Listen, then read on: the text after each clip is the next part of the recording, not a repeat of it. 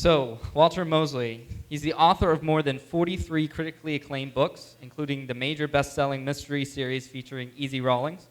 His work has been translated into 23 languages and includes literary fiction, science fiction, political monographs, and a young adult novel. His short fiction has been widely published, and his nonfiction has appeared in the New York Times Magazine and The Nation, among many other publications. He's the winner of numerous awards, including an O. Henry Award, a Grammy, and PEN American's Lifetime Achievement Award.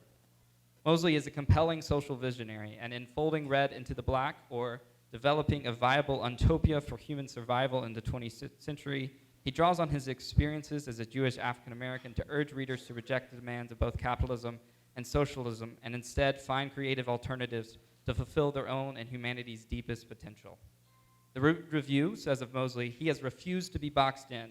A pure artist not swayed by fame and praise, Mosley is quite serious about not keeping track of public opinion. Time says, a writer whose work transcends category and qualifies as serious literature. And the Boston Globe says, Mosley is a cunning storyteller concerned with the more profound mystery of American life. So if you will, please join me in welcoming Walter Mosley.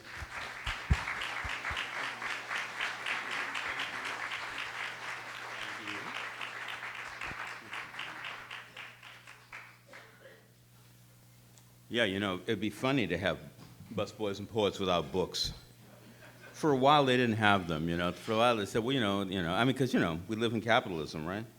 Capitalism, if you're not making money on something, you don't carry that thing.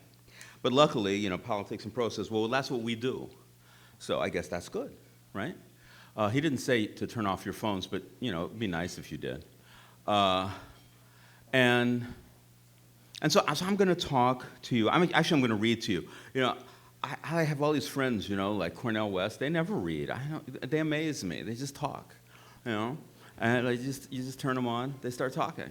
They make sense too. I mean, but I can't do that. So, except if people are asking me questions, I could talk then. So, I want to explain that I've been very nervous about doing this, about talking about this book, because it takes a lot of hubris and arrogance to write a tiny little 100-page books in which you're saying you're refuting the systems of both socialism and capitalism, and maybe offering a couple of other notions to replace that. It's ridiculous to even think that somebody could think that.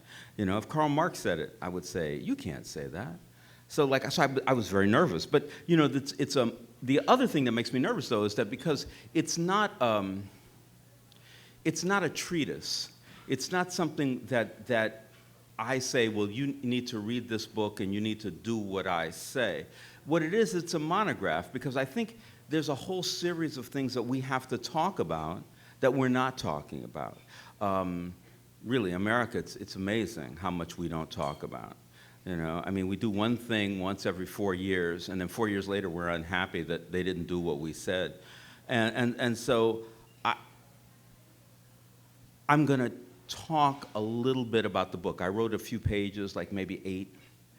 I'm going to read them to you, and then, we'll talk. You'll ask me questions. Hopefully not too challenging, Anyway, so Folding the Red into the Black, Developing an Utopia. And then I have this little thing I call Coming into the Fold. I don't believe in the existence of white people. They, so-called white people, don't have specific genetic, racial, linguistic, religious, or cultural traits in common. As a matter of fact, the only thing they do have in common is the false labeling and their false labeling and the utter domination of people of color. Color for the so-called white man is an excuse for continual, unrelenting colonization. These so-called white people walk around with their brown and blue and green and gray eyes, with their black and brown and blonde hair of all textures, with their pale, ruddy, olive tone, and even brown skins. They come from definite cultures, but have turned in those identities for a color card that allows them entree to places where others cannot, or at least at one time could not go. Schools, corporations, professions, and political war rooms. My attitude, I believe, is self-evident. White people aren't white. Black people aren't black. Natives to North and South America aren't red. They're not. But we use those terms as if they were some kind of overarching truth. Black people feel like this. White people always do that. Brown people are less this or that. It's stupid, but we all here in this room use those terms, live by them, are ruled by them. If you know what my book is about, you might wonder why I'm starting this dialogue concerning race. If I'm going to attack and dismember the dominant economic philosophies of the modern world, why would I talk about race or so-called race? Why would I talk about color the way Colin Powell talked about little yellow dots in the desert that convinced the world to go to war with Iraq, that convinced the world to utterly destroy the stability of that part of the Middle East, and in part, allowing ISIL to form? I'm talking about color because we, at least most of us, allow lies to become our truths. We, almost all working class laborers, call ourselves middle class in the face of the truth. We send our children to receive educations that are standardized. We allow the cap of $118,500 on Social Security tax responsibility. We allow genocide to exist under the banner of our so-called democracy. If we can do all that, then I figured I can make a statement about how our country, its politics and economy really, it seems to me, works. My excuse is cultural and nationalist stupidity. This book, Folding the Red into the Black, was a long time coming. I wrote it 5 years ago and sent it to radical and middle-of-the-road presses all over the place, and everyone turned it down. Even The Nation, a magazine that I sit on the editorial board of, refused to publish it. This is because I criticize both so-called socialism and oh-so capitalism, claiming that each system, if made the sole arbiter of economics, will end up being fascist or at least totalitarian. Radicals disagreed with my critique of socialism, and those on the dividing line refused to equate capital with tyranny. This is a monograph. It is designed to create argument, dispute. I don't have any claims on truth or the high moral ground. All I know is that the system I live in, the world I live in, is filled to overflowing with suffering, disease, and disaster. And because these tragedies are caused by human beings, I have a responsibility to try and open a dialogue that might shed light on our failures. Because in the end, it is not the president, the Congress, the CEOs, cops, lawyers, priests, imams, or any of the various experts who have the final say. It is you and I in continual debate who will make this world a better place or literally die trying. When Nation magazine saw the finished copy of this monograph, they broke down and said they liked my idea of untopia.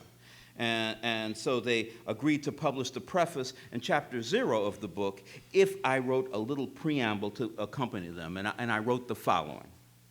My knowledge, my life and heart are pedestrian things. I am not an expert, a professor, professional, or in any way superior in knowledge or intelligence. I am a denizen, not a citizen, but a denizen of the modern world where destinies are decided by ancient religions, the economic infrastructure, and indecipherable futuristic sciences. Those and an extremely flawed human nature.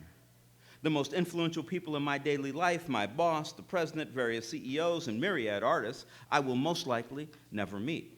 Every hour of every day, the media accosts me with dangers, enemies, and ever-mounting specters of death. I am powerless in the face of these forces. I lust after, vote, and work for people that I will never know.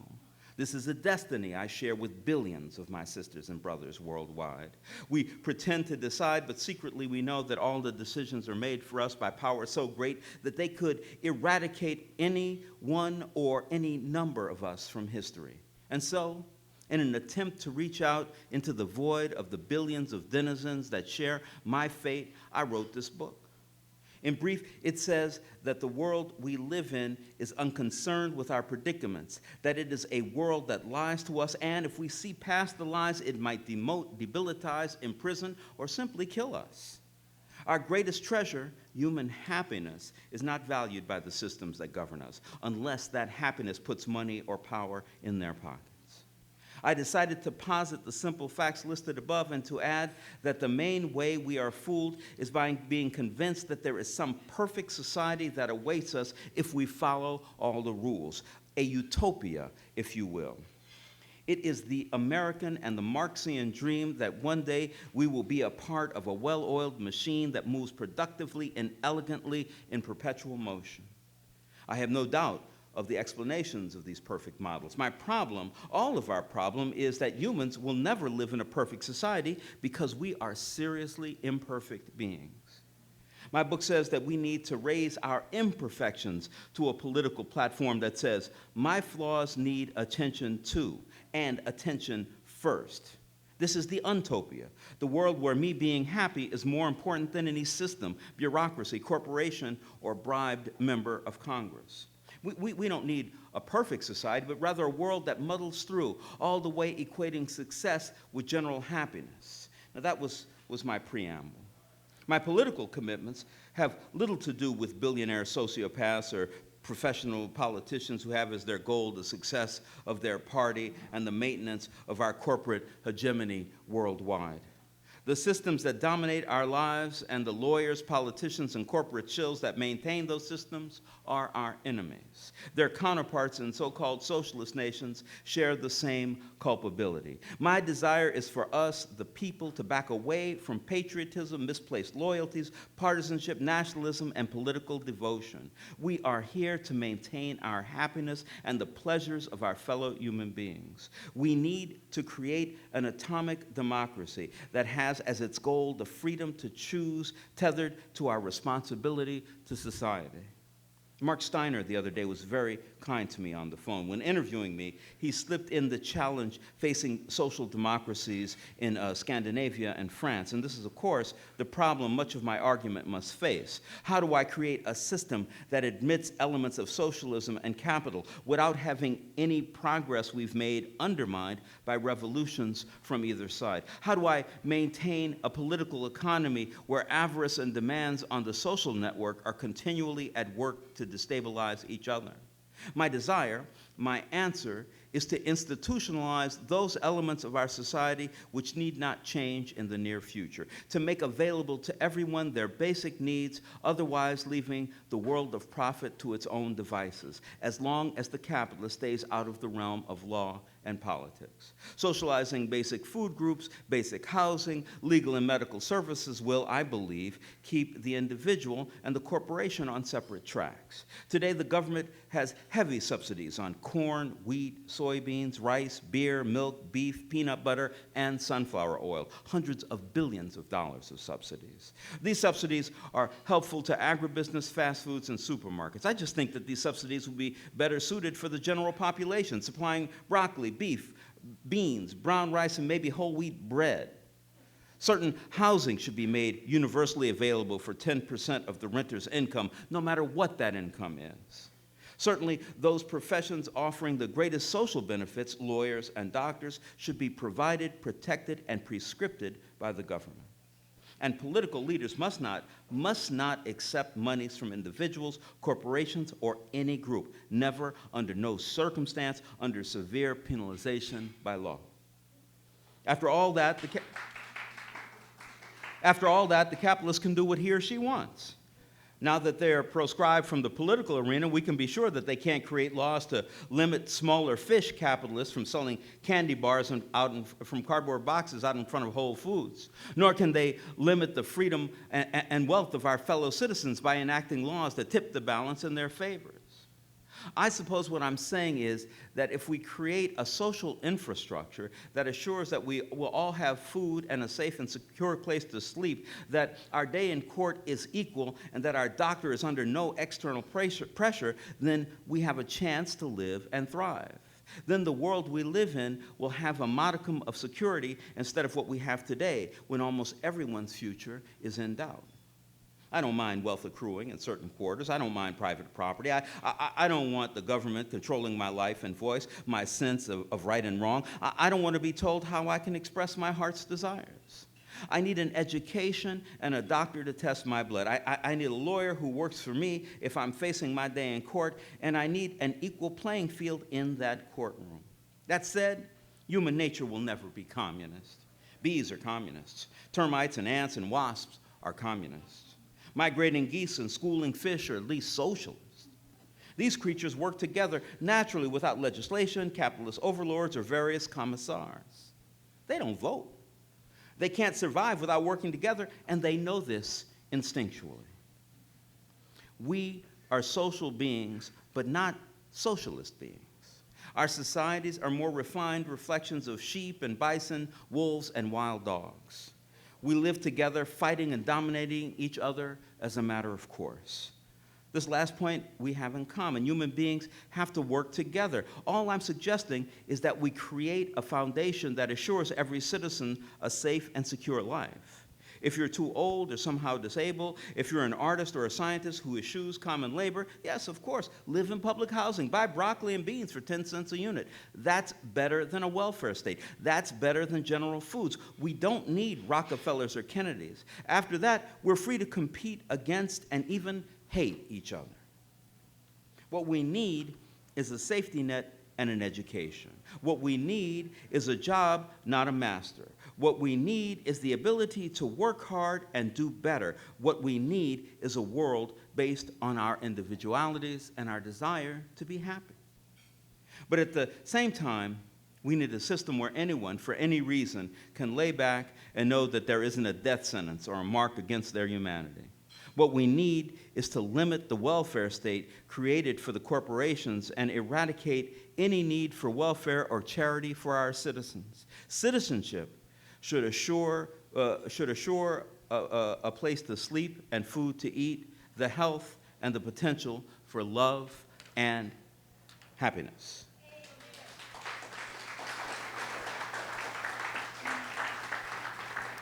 Now listen, I know, like, it's a very simple thing that I just said. You know, it's not complex. But the thing that I urge you to remember, Colin Powell is a lot smarter than me. I've met Colin, and he's a real smart guy. And I can't understand how a smart guy can stand in front of the world and point at yellow dots and say they're WMDs, not even like nuclear bombs or poison gas. Well, you know, they could be anything that could kill a lot of people because the color yellow is very dangerous, you know? It's like we are capable of making and understanding a world that works.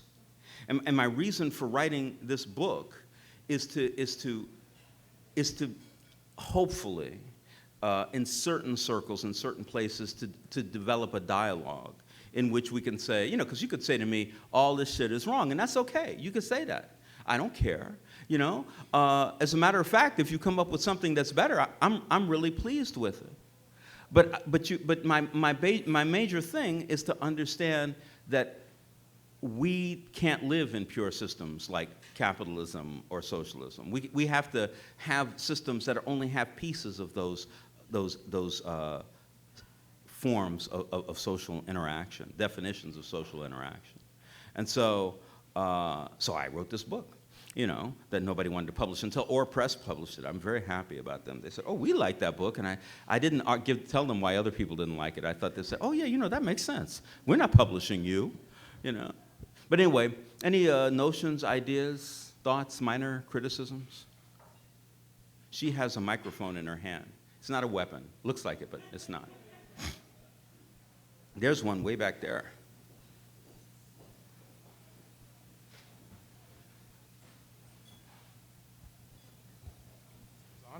Yeah.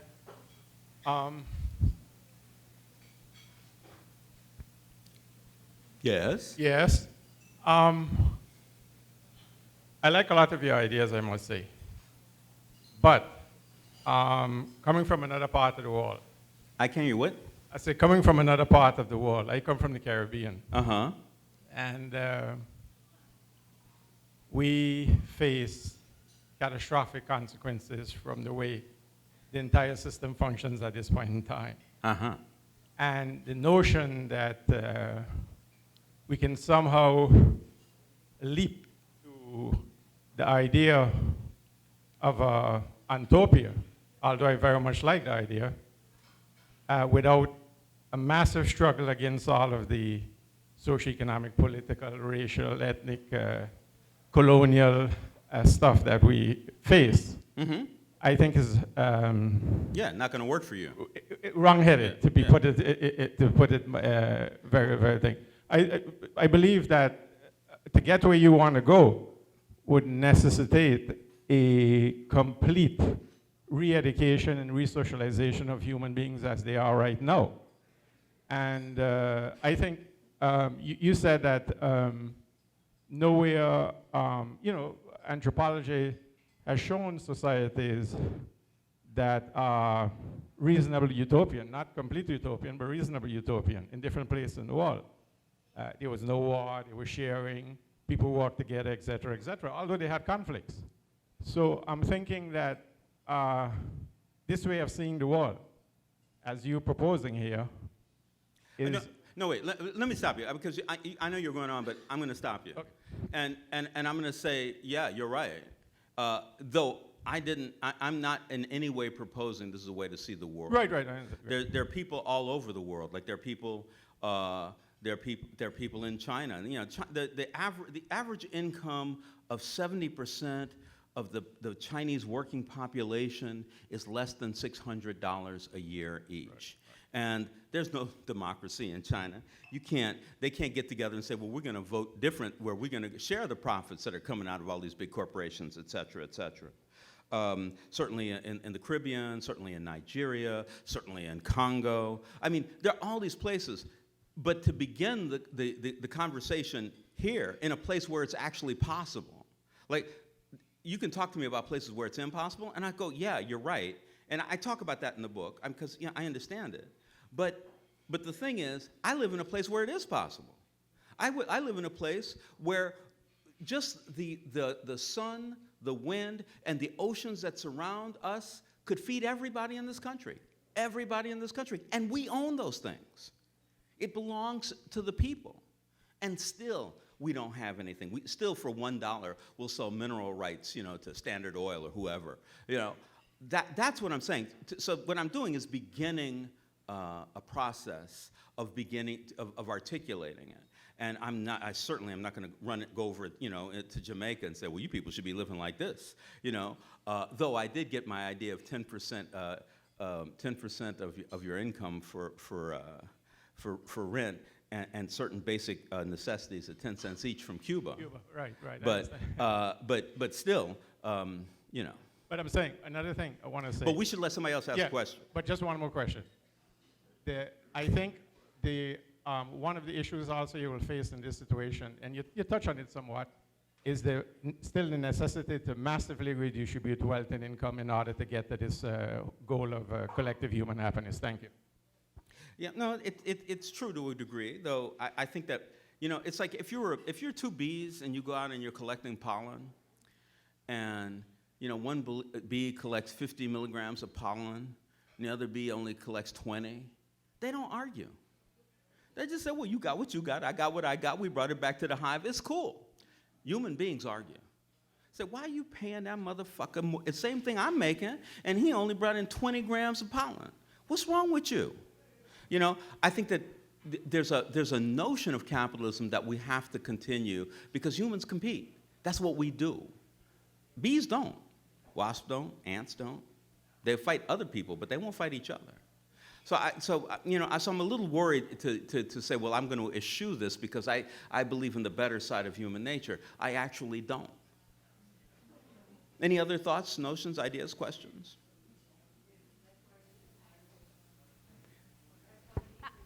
Hi. Hi, how are you? I'm great. How are you? I'm fine. So first, thank you for all that you've written that made my world more interesting and fun to be in. Why, thank you. You're welcome. And so you wrote this book 5 years ago, and now we've lived through this extraordinary last 12 months of a presidential campaign. I'm wondering if you would change anything in the book or emphasize anything in the book based on what's happened in the last 12 months and even last evening. Absolutely not. I actually, the problem, I did a fundraiser for Obama back in the first election. And it was me, I think it was Toni Morrison, Rufus Wainwright, and some other people, and they were talking. It was nice. But they talked a lot, and I had like a one-page thing, because I always think that, that's, if you can't get it in one page, then starting to talk about yourself, And I said to the audience, I said, look, we're all sitting here patting each other on the back, buying these tickets for $1,000 each, giving, things to, Obama. I said, but he's already going to be elected, So I don't know why we're talking so much. And the thing is what we're doing now, we should be doing after he gets elected. Because it doesn't matter who the politician is. The politician is dealing with forces so far beyond us. Those thousands and thousands of lobbyists that surround this city. The people who meet with your congressperson every day. Those people we have to work just as hard as those people. And the idea of listen, I don't like the idea of Trump being president, but the truth is, whoever is president, if we're not working, our government is not working. Or it is working, but it's working against us, in this really country where that actually shouldn't be happening. So, I'm not, I don't really like it, but it's more like entertainment. It's like people coming to me and say, are you watching the debates? And I go, no, are you still trying to make up your mind about who you're voting for? Well, no. Well, then why are you watching the debates? I mean, you already know you're voting for whoever you're voting for, But it's like, because they're watching because it's entertainment. It's a form of entertainment. And you want to see and it's kind of like competitive, like sports. Is your team going to win? Is your team going to lose? Are they going to fall? Are they going to strike out? And I'm not interested.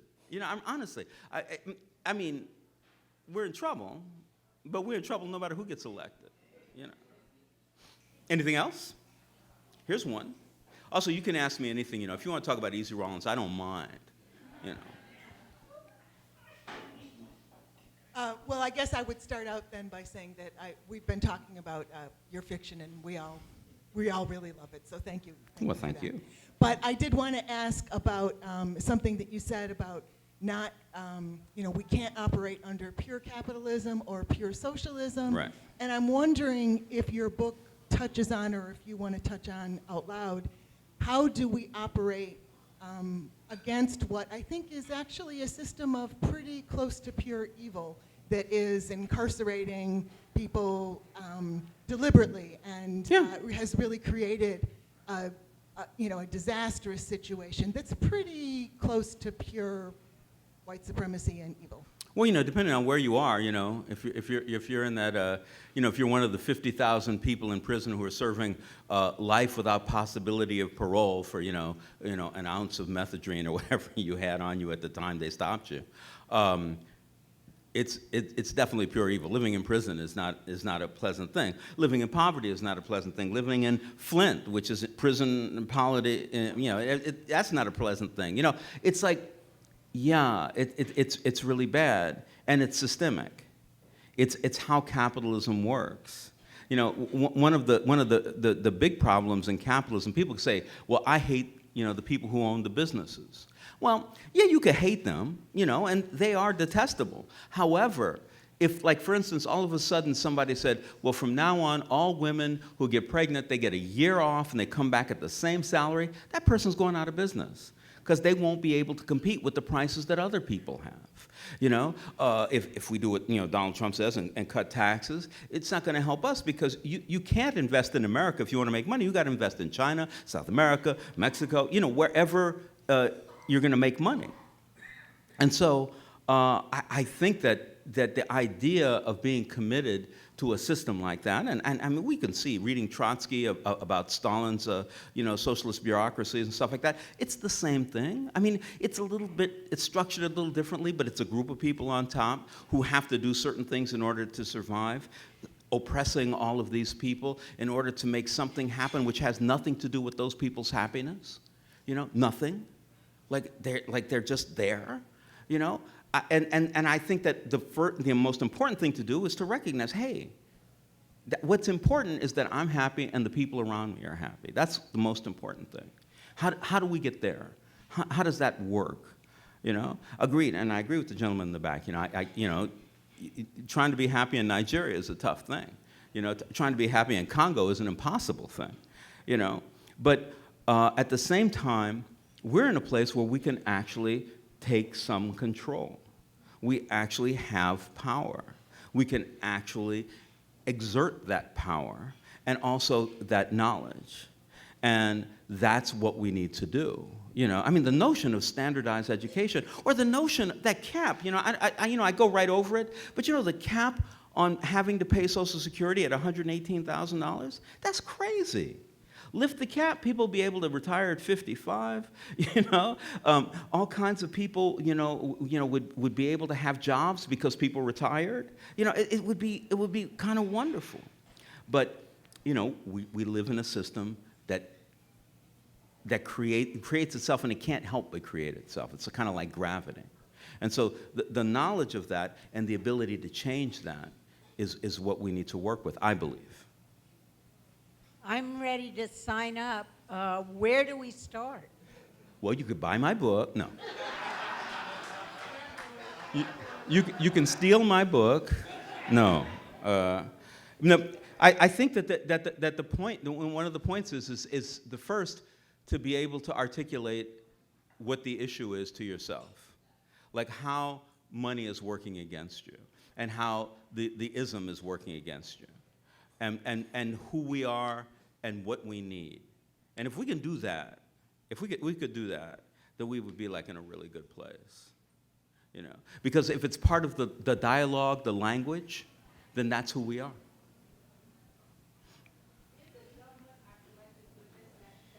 They want you to talk in that microphone. And she's going to do it first and then you, okay? Yes? Hi. First, thank you for your Leonid McGill series. I absolutely love them. Well, thank you. And The Man in the Basement, and I could go on and on, but I wanted to find out, what do you think would be your biggest resistance? I know My biggest? resistance to your idea. I don't necessarily, you say people would necessarily resist it, but I'm trying to think what exactly about people would resist what you're proposing. Would it be religious groups or religious viewpoints in terms of what you're proposing? Would it be corporate interests? Would it be what? Well, anybody who defines themselves as a pure socialist or capitalist is going to be against what I'm saying. That's why it took me so long to get published. But otherwise, one of the things that I find so interesting is the people who want to vote for Bernie Sanders and the people who want to vote for Donald Trump actually articulate the same kind of problems. But I think a lot of us have so much in common, we just don't know it. We just don't allow it because we have a history of language that sets us against each other. That's the simple way to think that. Yes. It's government that's the collective. That's the good part of us that has to keep us all working together and having a shared interest, a common interest in things. It seems to me that government is being very bad-mouthed now, and everybody says, I'm not a part of government, and isn't that a piece of what's going on? Your blueprint is wonderful, but how can you get people to say that this is a government blueprint we should be following? And I love Mouse, by the way. I don't know why you made me like that psychopath. I like Mouse, too. I like Twill, also, Leonid McGill's son, who's another sociopath. But, it's interesting. I'm not really excited about the government myself. I belong to a radical organization which will be unnamed at this moment because I'm on television. But we got together right after Bush was going out and Obama was coming in. They were both saying, well, we want to bail out the corporations. So I got together with this group of very intelligent, very well educated, very well-placed individuals. And I said, well, listen, everybody who made an average of $40,000 over the last 3 years and paid taxes on it should get $40,000 tax-free instead of bailing out the banks, instead of bailing out all these other corporations. And then they could bail out what they want. And I said they could do anything. They could send their kids to school. They could pay for their car. They could go to a prostitute. It doesn't matter because the money would go back into the economy. It's that trickle-up theory. The money will end up in the bank. If you send somebody a check for $40,000, they're most likely going to go put it in the bank. So the banks will be bailed out because all this money will come in. But first the people would have it. Nobody in my organization agreed. They said, no, we have to give it to the banks. And I said, but the banks stole it. And they said, but they're the only ones know how to save us. But they didn't. You know, so when you get upset with the government, there's the government. There's Bush and Obama, both of them saying we're going to bail out the banks. And really, if anybody in here didn't have any money, the banks didn't lend you any money after they got bailed out. We bailed them out, but they didn't lend it to us. You know, and that's the problem. That's the continual problem. And so I believe that government should work. I'm not believing that it does. Yeah. Yes, here's a question right here, or maybe a statement. So the views that you've expressed today, I think I've read over the course of reading just about everything you've written in the past. I've seen pieces of that in your fiction.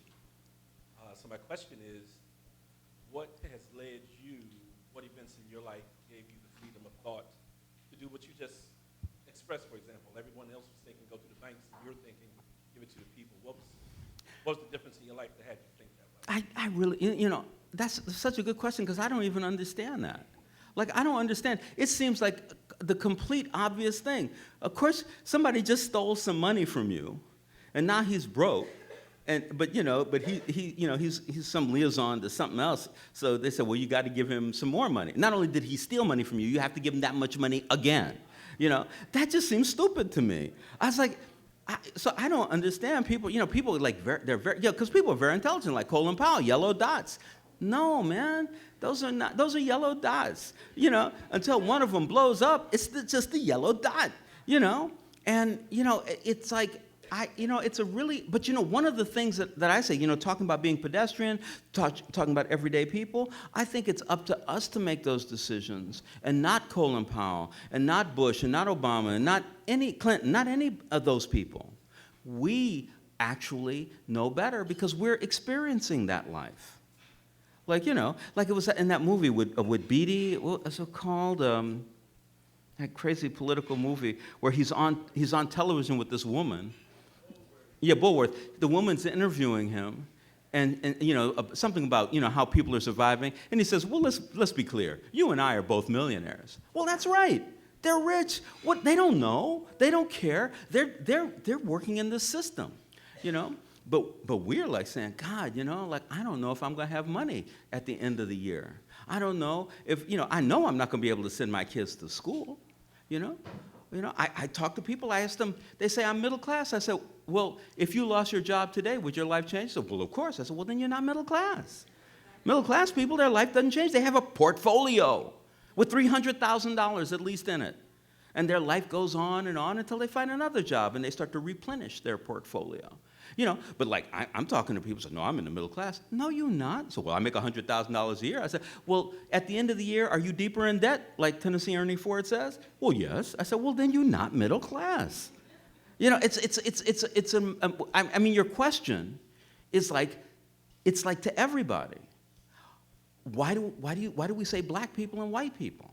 Why do we say that? Like, I sit in a room, like there's all kinds of so-called black people in here. None of us are the same color. None of us.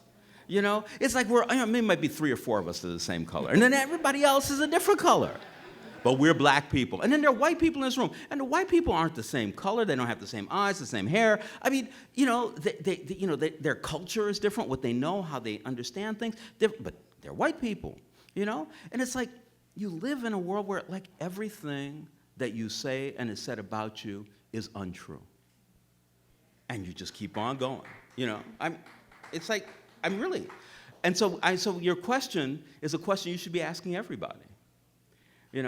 It's like, I ask people all the time, I say, well, who's the most important person in your life? And they say my mother, my father, my sister, my dog, and I said, well, the most important person in your life is the person who signs your paycheck. And they said, what are you talking about? More important than my mother? I said, well, you love your mother, but if she dies, you don't need a new mother. If your wife leaves you, you don't need a new wife. If your children join a cult, you don't say, well, I'm going to go make more children to join more cults. But if the person who pays your salary stops paying your salary, you have to replace that person within the week. Unless you're middle class, which you're not. You know? It's like you have to replace that person. This is just a fact. But everybody hates it when I say it to them. Say, my mother's most important to me. I said, well, yeah, you love her. But, you know, she's a one-off thing, you know. Yes. I'm a strong proponent of DC statehood. We live in the last colony in North America, and I think it has consequences for everyone. For me, the strongest argument why DC statehood matters is that internalized colonialism isn't healthy for anyone, and the rest of the country are the co-colonials. Yeah. And so you can see that argument in other situations of what power do you have and what can you do about it. Are we all crippled children depending on the kindness of other people's senators? And is that ingrained in our minds, in our culture? And it's another way possible. So I think it's a big deal. It's not peripheral. And you know, why do we have a national debt? Because we're not thinking about what power you have and how you can be a grown-up. It's like culture of designer drug culture of the upper middle classes. We just are wizzied out and we can't do anything and nothing can be done. So I was wondering how much you think about DC statehood and what you've done about it, and you're going to write a book about how it connects. I'm not going to write a book about it. I promise you that. But can you advocate someone else to write it? Your goal is to produce other people to do things. So no, absolutely. I think about DC's statehood a lot. You know, because, you know, D.C. is for me, you know, it's such a liberal city, you know, and it's so closed down. I just think that the people in D.C. should stop paying taxes. Like just, you know, like do, you know, the real, you know, American revolutionary thing. Let's say, I'm not paying taxes to this city, no mo. I'm not paying taxes to government, no mo, you know, and that's a lot of money. There's a lot of money in the city. And, you know, they can't arrest all of you. You know, they can't put all you in prison. They will try, but they can't do it. And so but really it has to be. But I think most answers are simple answers. If somebody's oppressing you, you push back. You say, no, I'm not paying those taxes anymore. And every Thursday night, I'm going to start pulling fire alarms all over the place. You know, like something that we all do together. And we do it, you know, regularly, you know, and, you know, commitment, really, if it's only 20, 30% of the people, it's enough, you know. But, you know, the people don't want to stand against the government in that way because the state, you know, most Americans believe in the police, you know. I mean, that's like, really, not black Americans, not so-called black Americans, but most Americans actually believe, well, the police are okay, you know. Like that woman, the policeman shot her husband, and she said, police, police, and then she went, no, it's the police, they're shooting my husband. Yeah. Yes. I have a question and a comment. The question is, which real country comes closest to your utopia? And my comment is, I'm not so sure that your assumption about human nature is necessarily right, because I think that I've heard that, I just saw a film actually again about Indian tribe, and I think that it is also our culture that makes people competitive and greedy, and that in societies, mainly hunter-gatherer societies, I mean, they didn't have this relationship to property, and they did share, and they didn't look what the other hunter brought in. It was just assumed that what you brought to the community, that was shared with everybody.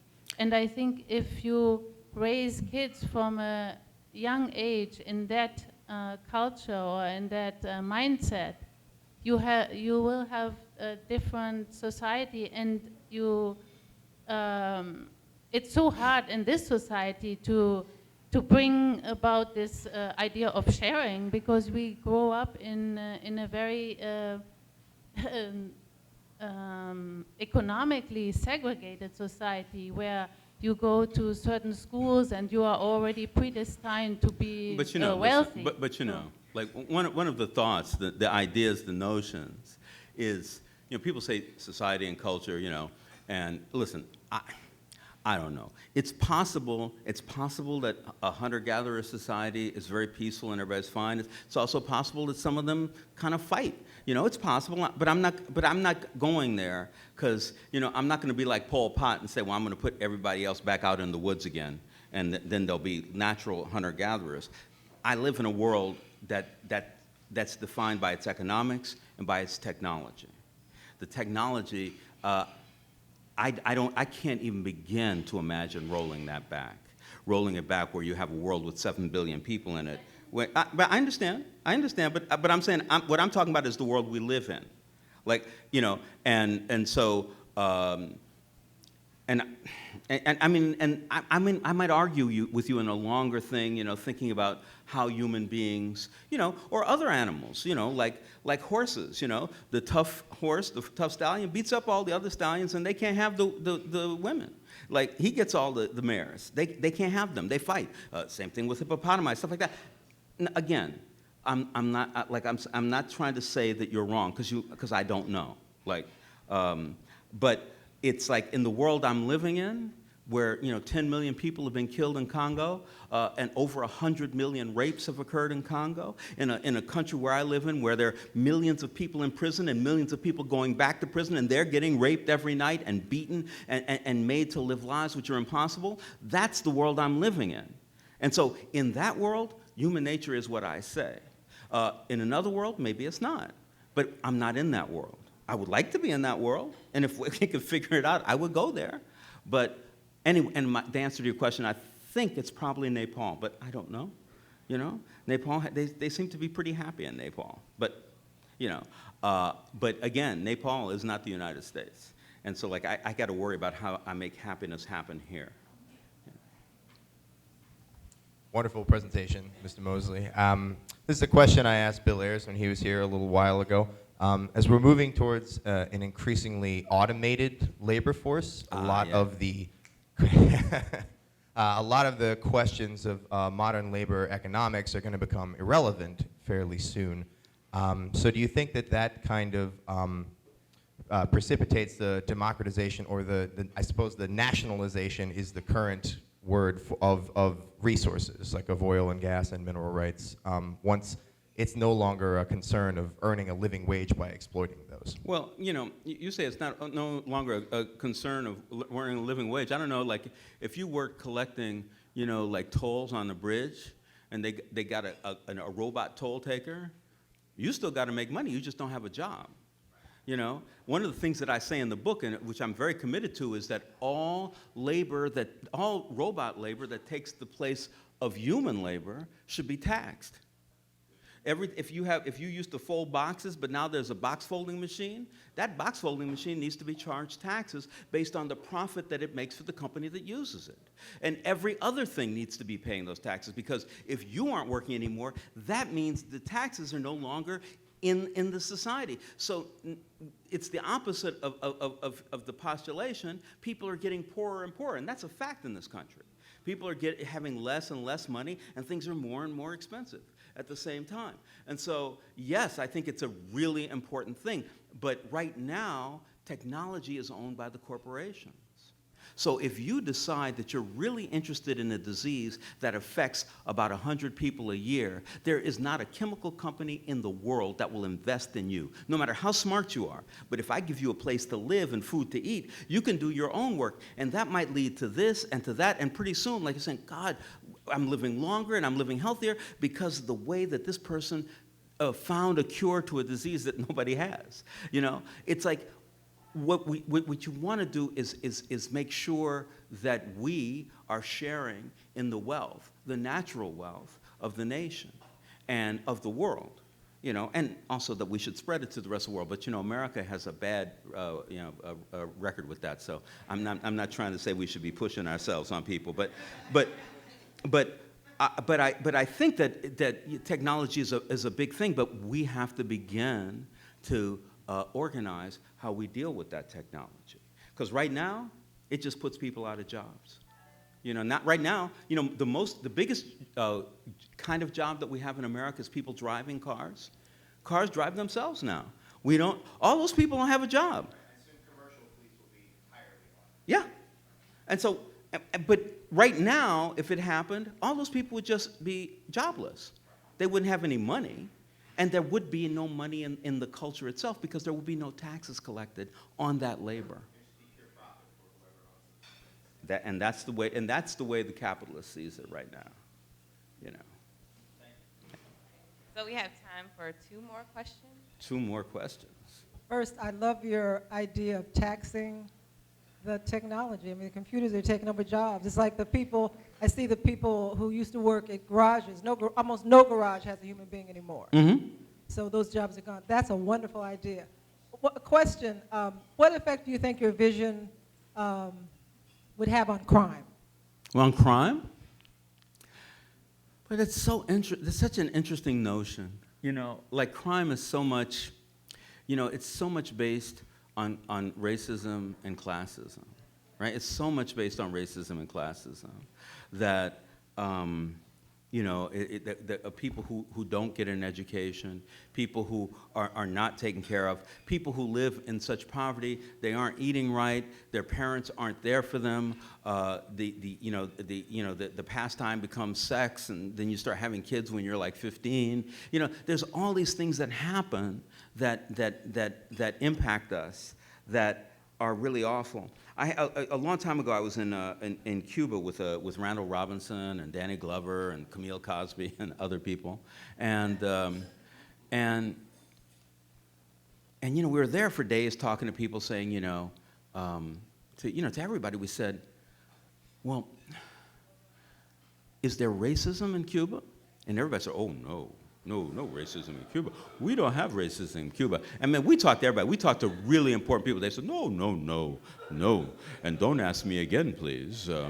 Look at this building we built. And with all these white people in it. And so like, then on the last night at 3 o'clock in the morning, we got a call from Fidel Castro, come to the presidential palace and talk to Fidel. And so we sat there, you know, and Randall all, you know, aggressive and brave, says, well, you know, Mr. Castro, we're here to find out if there's racism in Cuba. And he looked down, and he said, yes, there's racism here. He said, I believe that if I educated the entire population, and it's 99.9% educated, literate at this moment, that racism would evaporate, it would disappear. But it hasn't. It's still there, and it's still strong. And then he said the most wonderful thing he said, we haven't done nearly as well as our sister country, Jamaica. I was like, whoa, that's really something. You know, I think that it's, that problem that you're talking about is a really serious problem, and I'd have to write a whole other monograph, and I'm not sure I'm up to it, to think, how do you keep people happy enough to be happy with who they are and where they are and what they have and where they're going. I'm not sure that, you know, if you had a place to live and food and stuff like that, that would be enough, because you might want more. You might want what that other guy has. I don't know. But it's a good question. Okay, one more question. I answered all their questions. Oh, there's one.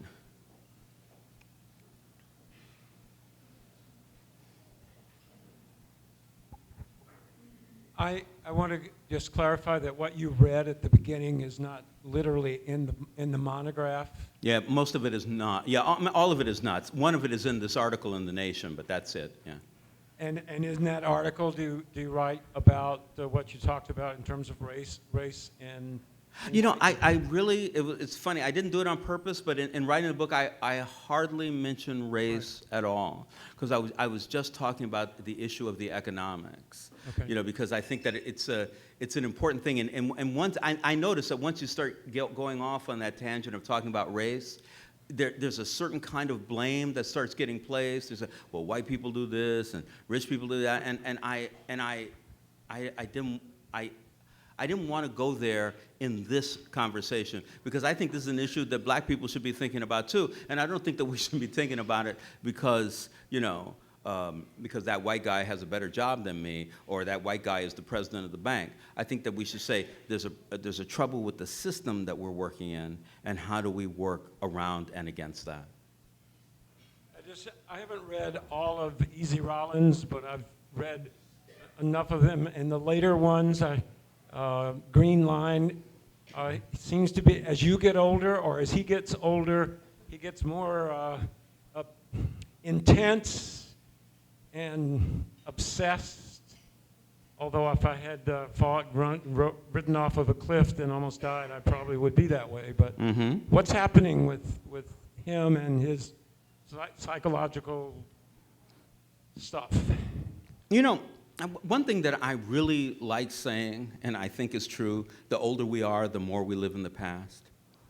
You know, you talk to people. I remember when I was a kid, all my friends' parents had lived through the Depression. So they didn't put money in banks, they didn't leave tips, they didn't invest in anything. They just didn't believe that anything. They wouldn't borrow money to buy a house. You know, if they can't pay for it in cash, they don't buy it. You know, it was a thing. You know, and they were living in the past. People live in that past. I think that Easy is actually a person who's not. Easy is experiencing the changes from the mid-40s, sometimes the late 30s, all the way up to the 60s, 70s, 80s. And as he goes through these changes, they're gigantic. You know, the idea of a riot in Watts in '65 is amazing. The idea that Jackson Blue could be like a vice president of one of the largest companies in the world, and that Mouse has become a professional, not just a criminal, but a professional criminal. You know, I mean, it's like, damn, this is a different world. And because I have Easy seeing that world, he has to be aware of it and talking about it and stuff. So that's what's happening, you know, because the world is changing. You know, it's just amazing. Did I mention here today that, you know, that maybe not. You know, before 1910, information doubled every century. So every 3 or 4 generations, it doubled. During World War I, it doubled in that 4-year period. And by today, it doubles every 10 months. And so the change is so gigantic for us every time we just turn around. I just walk down the street watching people on their cell phones saying, wow, there was a time when people didn't even have answering machines. Yeah, the only way you got a call was if you were home and somebody called you. You know, like that was it. You know, there's so much that changes. There's so much that makes us different. Like talking about cars that now drive themselves. If you have cars that drive themselves, people don't have to drive themselves. If you don't have to go to the library, you just go to Google. You can believe whatever the shit they tell you on Google. You know, and if they decide tomorrow, well, that we don't want them knowing that, so they just change what's on Google. You don't remember what you read last week or last month. You know, it's an amazing thing, and Easy is in the beginning of that, where everything is changing from the 40s to the 50s to the 60s to the 70s, you know, where things that we could never have imagined have come to pass, you know. You know, we might even have a woman president, you know, damn. Well, anyway, thank you very much for coming and talking.